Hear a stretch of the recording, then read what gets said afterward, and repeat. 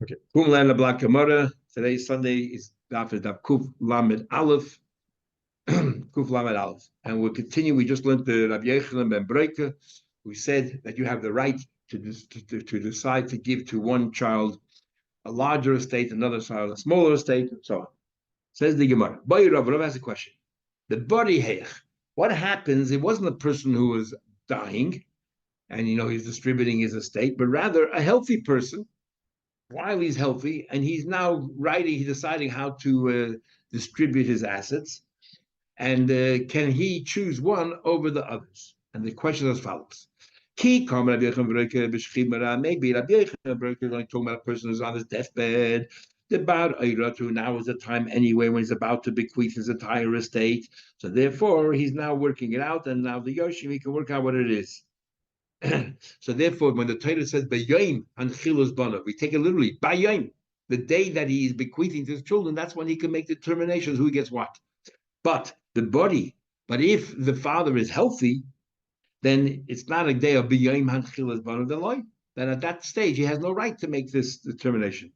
Oidim, perhaps, or perhaps even the body, even a healthy person has the right to make this determination. That's the question. Amalei Rav Mishashia said to Rav Toshma, come in here and I'll answer, I will try to resolve your question. And based on the following discussion. The Amalei Rav Nosson Habavli Rebbe was in Israel, and Nosson Habavli came from Babel. And Nosson Habavli once came to Rebbe, and he said the following. Shonisim Mishnachem Rabbi Yochanan Breika. It seems quite evident that you, in your Mishnah, follow the opinions of Yochanan ben Breika. And how do I know that? And the din as follows. We had this exodus. The din is that the Chachamim wanted to make sure that people will leave things behind for their children. So a person marries a woman, and he writes a ksuva called a ksuva b'nin dikri. A ksuva b'nin dikri is he tells this woman that you're very worried, about what's going to happen in the future. And remember, people can marry more than one wife. So I'll tell you, everything that you're bringing into the marriage, because her father and mother won't give her too many presents if they know that they'll give her a bunch of presents. And then there'll be another woman there from, and have other children. And their estate is going to end up with the people, strangers. So the husband says to this woman, you know something? I'm going to write in the ksuva, I'm going to insert that everything that's in the ksuva goes to your children. The Yerusha that's divided amongst all my children, I might have two wives and different children. The Yerusha that's divided amongst all my children will be my assets. But your personal assets that are including the ksuva, including the term barzel, nifsim, all those assets that you bring into the marriage, and the $200 I promise you will only end up with your children. That's called a ksuvas benin dikri. And then there's another thing called a ksuvas for the girls.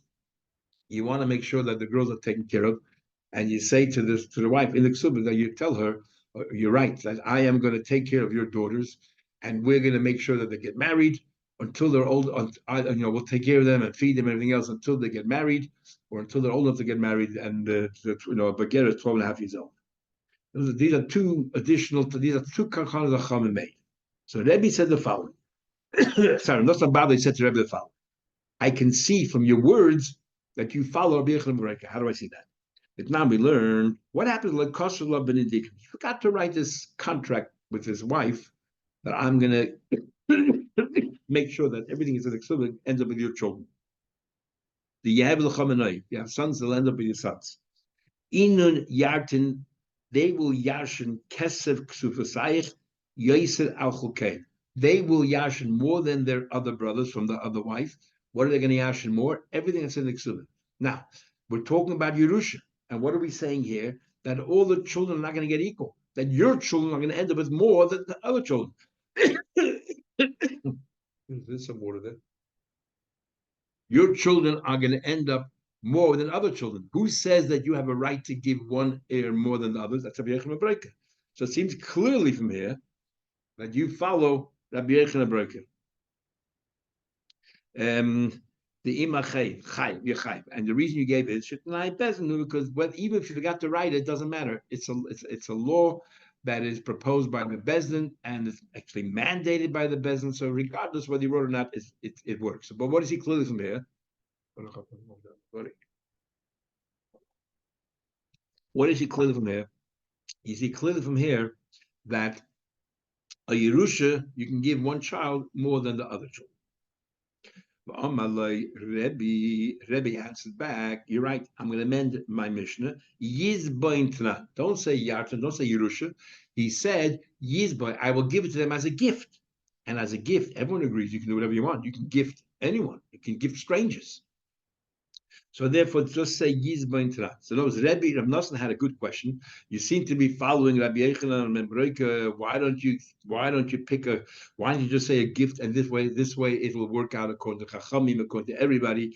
That if you forgot to write to your wife, Chacham will step in and say, yes, your children will get more. Just say Yizbain Torah. And what will be a gift? So that's the question of Nosson. And Rebbe said, you're right. I'm going to amend the Mishnah. My Rebbe later on said, till now we learned that, Rava said he changed his mind. Rebbe said, Yalda's Haisabi, it was childish, juvenile of me.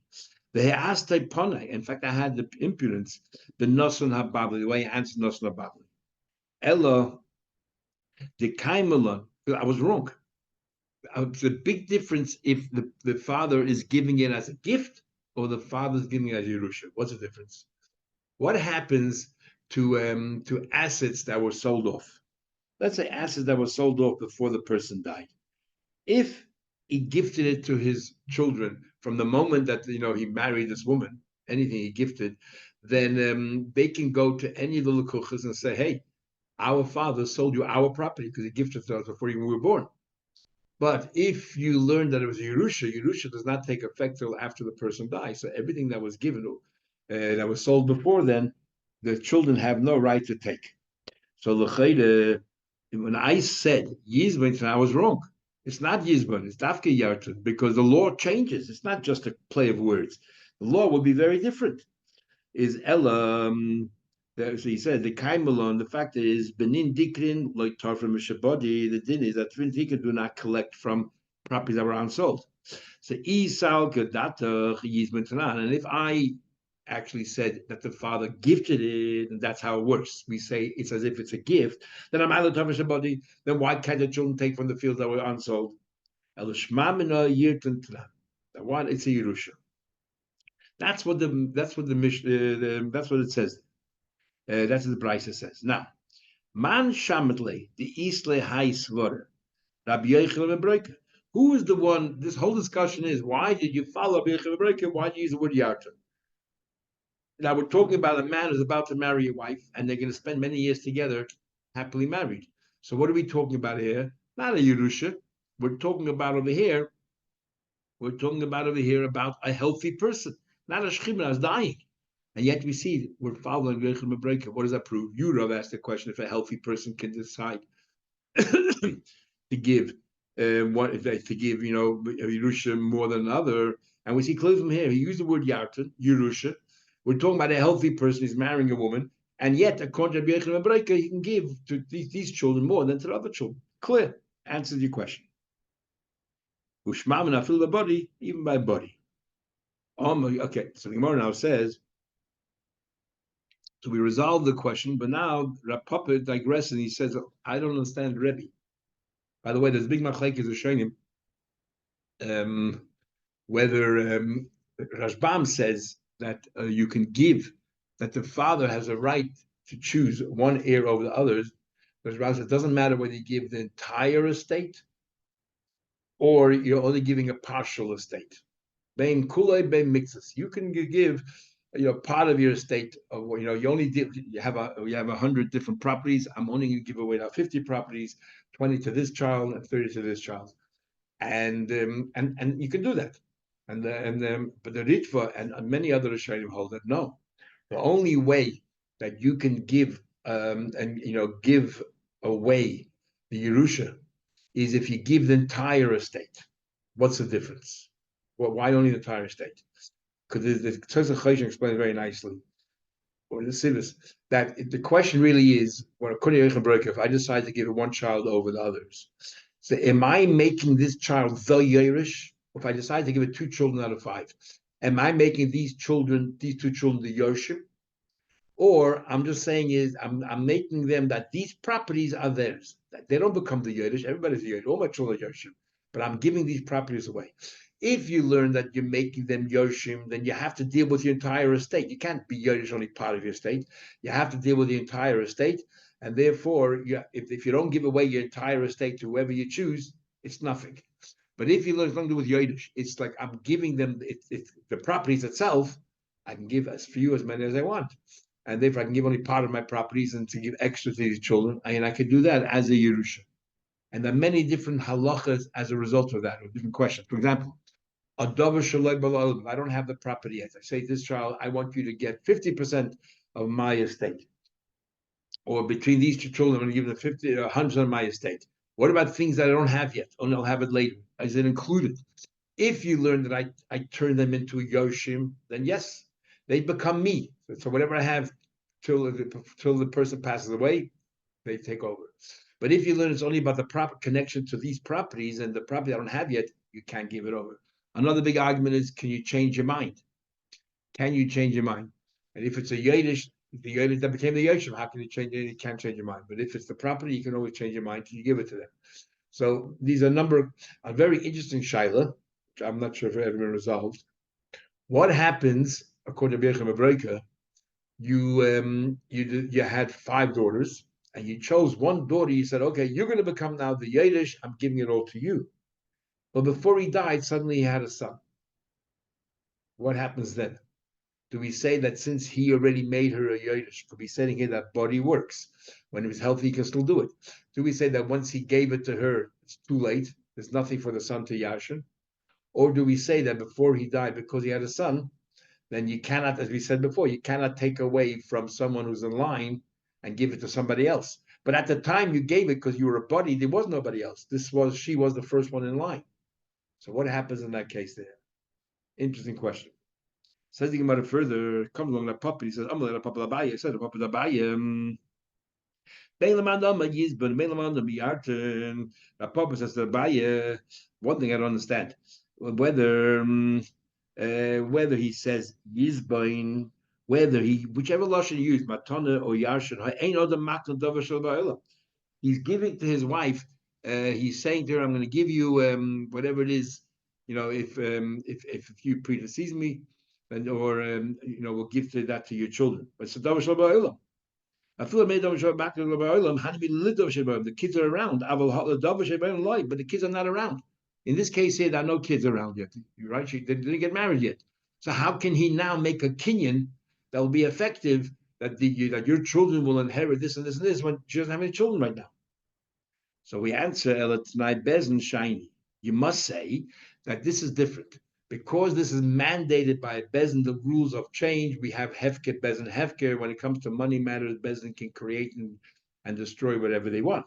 If that's the case, then Hachanami Tnai Bezin Shiny. So why can't you say that even according to Chacham, normally a Yerusha, you can't choose one child over the other, but maybe because this concept here of the ksuva of the mother going to the children is a Tanai Bezin, maybe even the Chachamim will concede that in this case you can choose one child over the other because Tanai Bezin.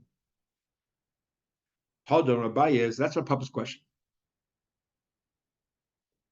Said Abaye, La Milsi, sorry.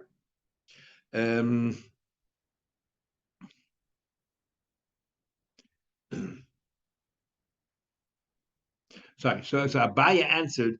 Sorry, Abaya answered because tonight Bezin is different.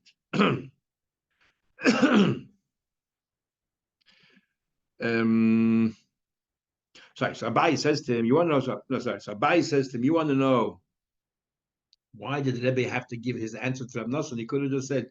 He could have, Rebbe could have said, no, it says Yarton, it says Yerusha. You want to know why am I following Bircham Brok? I'm not. It's a Tanai Bezin.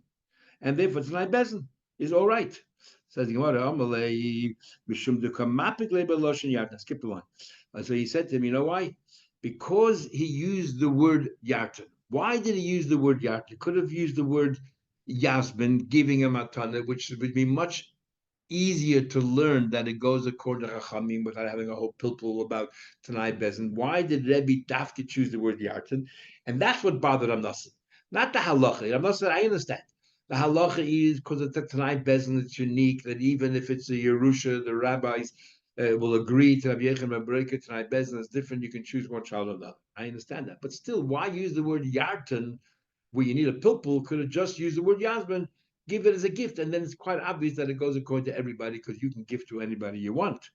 That was Ramnas's question. It's not halachic question, more the style of Rebbe, the syntax. Then Hadam Rabbi Milsi. Then Rabbi said, no, that part I just says wrong. Now we learned. I'll tell you why I'm wrong. Abaye says. So here we have interesting.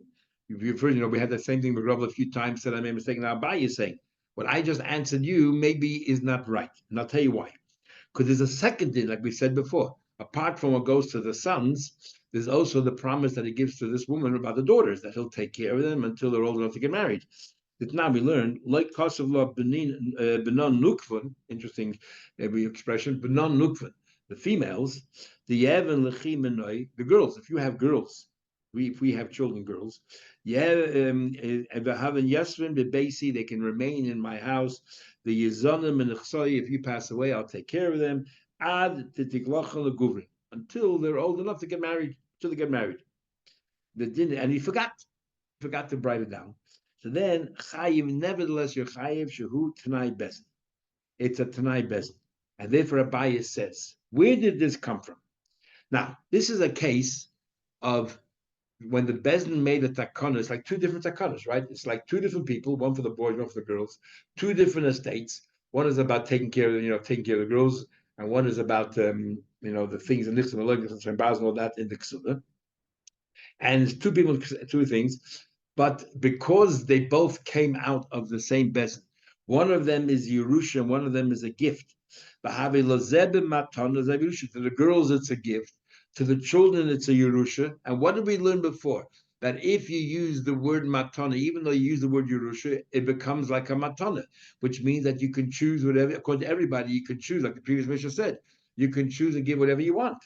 So since the Bezin came out with these two takanas together, so therefore, even though we use the word Yerusha, it becomes now like a matana, which means that even according to the Chachamim, it's clear that you can give it to whoever you want. The chol zebi Yerusha matana, even the So therefore, this thing that I just said, why did you use the word yartan? In this case, yartan doesn't mean yartan. Yartan actually means matana.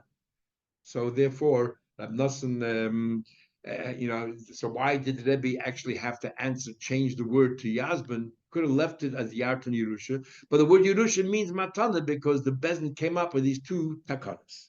Abaye had misgivings about an answer. He said, Papa, your question is a good question, and I don't have an answer. Why did it bother Rebbe? He could have just told Rab Nosson the truth. I said Yazban, but everyone will agree because tonight Bezin, and here Yazban, and here Yartan means Yazban. So another one of the students of Abaye says to Abaye that no, you don't have to feel bad. Who told you it was the same Bezin who made these two takanas, and therefore you say, well, it's like one sentence, and therefore matana, Yerusha, it all becomes like a matana. Maybe it was done in two different Bezins.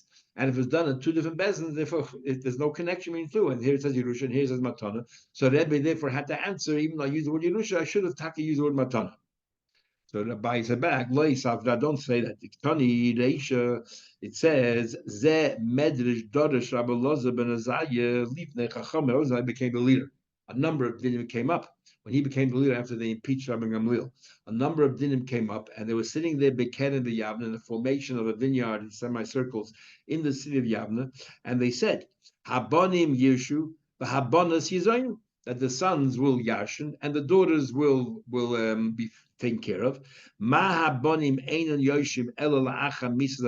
the children, the sons will only inherit after the father died. This promise that he gives to the woman is only after he died. All of these extra things he does. Otherwise, that takana doesn't kick in. And as a parent, he should take care of the kids. And we know we learned in Mark Till 6 years old, you force you to take care of the kids. Over 6, If you're rich, we force you. If you're not so rich, we disparage you and shame you until eventually you take care of your kids. But this takana of a non-nukvin takes place only after you die, because we compare the two. Now, if both takanas came out of the same bezin, that's what we're comparing. You're saying, well, just like over here, it takes place after the person dies. Over here, also takes place after the person dies. If you're going to tell me the Trei Beidina is, if you're going to tell me, like you asked, maybe it happened at two different Batidin, how in the world can you compare one takana from another takana? Says the Gemara, that's no proof. I can tell you, but today Beidin is maybe two different bezdins, and therefore, if it's two different bezdins, then Yirtain and Yizbain, if they're two different bezdins, then this they're totally separate from each other. And here they use the word, this is a matana, and this is Yerusha. Beidina basa tikkun beidina kama. That we shouldn't conflict these two takanas. So we said that they both don't take effect till afterwards. But one bezin is it was two different batadinin, and therefore when it says yartan and it says yazban, they're two different. They're not the same thing. And Rebbe amended his. Said, well, even though I used the word yartan, maybe I could have used the word yazban instead. And the machlekes is trying to learn whether that. So the Gemara is concluding that Papa had a good question, or the Gemara is concluding that Papa's question is not really a good question. Bottom line, what we learn from all this is that the law of Rabbi Yochanan ben Breka is not only when a person is dying, but even a person is healthy and he wants to make an inheritance, his last will and testament while he's good and healthy, he can still choose which one from all those rightful heirs he can give to one more than to the other, and he can do that. Says Gemara, if a person gives some of his assets to his wife is one thing, but if he gives all of his assets to his wife and nothing to his children, and we don't believe a person will not give anything to his children, it must be it must be that he gave nothing to his wife, and he only gave it all to her that she should be in control, like executor of the state, so that the children should continue to respect her. Says Gemara, Pshita, B'nai HaGadol, if he gives everything to the oldest son, again, if he gives everything to the oldest son, Lo asu ella apatrufis. We don't believe he wouldn't give anything to the other children, so it must be, again, he only wanted the child to be the administrator of the estate so that everyone should respect him. B'nai HaKotten Mai, what about the youngest son? If he gave everything to the youngest son, what would it then be? Itmar Rav Chaniloi Baridia Mashmul. Afilu B'nai Kotten Hamutul Barisa. Even if he gave it to his youngest son who's still lying in a cot. Nevertheless, we say that he wants the children to respect him, and he's only going to be an administrator when he grows up. The Rishonim try to understand what's going on here. We just learned that if Rabbi Yochanan ben Breka said that you can give whatever you want to whoever you want, and suddenly here we're saying that all you're giving is not patrufus. So there are different ways of how to understand these two Gemaras. Some say that previously we were talking about a Yerusha, and here we're talking about a Matana. If you give it as a Yerusha, you can give to one child and not give to the rest. But if you give it as, give one child more than everybody else, you give all of it to one child. But if you're giving it as a matana, then we say we don't believe you'll gift everything to one child and not leave anything Yerusha for your other children. And if you did that, it must be that you only gave to that child to mind it for everybody else. Maybe he's better at business, so that they should respect. It's more a question of respect, that they should respect, because there's a mitzvah to respect the older son. But there's no mitzvah to respect the younger son. And nevertheless, we say, but if he gave all of it away as a matana, we don't believe that he did it out of goodness of his heart. It must be that he wants this kid to be the administrator. They should learn to respect him as well, even though he's the youngest. Others say there's a difference whether you write a star or whether you said it. If you said it, then you can do whatever you want. If you write it with a star, you want everyone to know about it. And what do you want everyone to know? That they should learn to respect their older brother or his wife.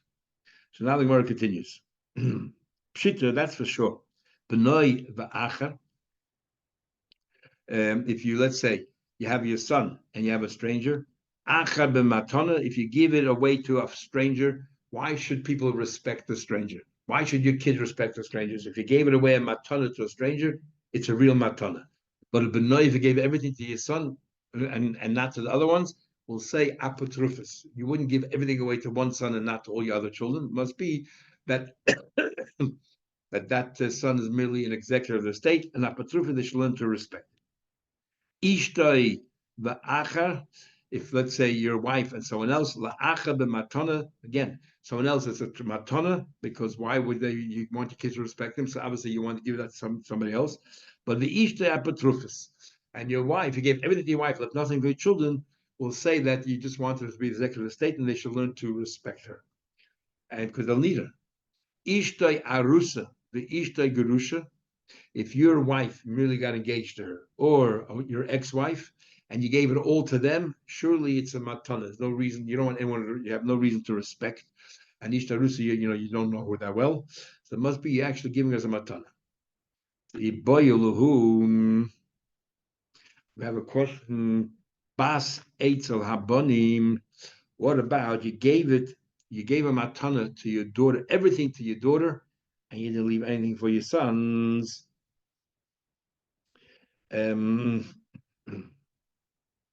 Now we know there's a din, interesting halacha that says that you have to leave, a certain amount of money for the daughters to get married. And we said, if you have the chasim merubim, big estate, so therefore 10%, whatever you leave for your daughters, and the rest is an inheritance for the sons. But it's only a small estate, then everything is left for the daughters to take care of the daughters, and the sons have to go get a job or go door knocking.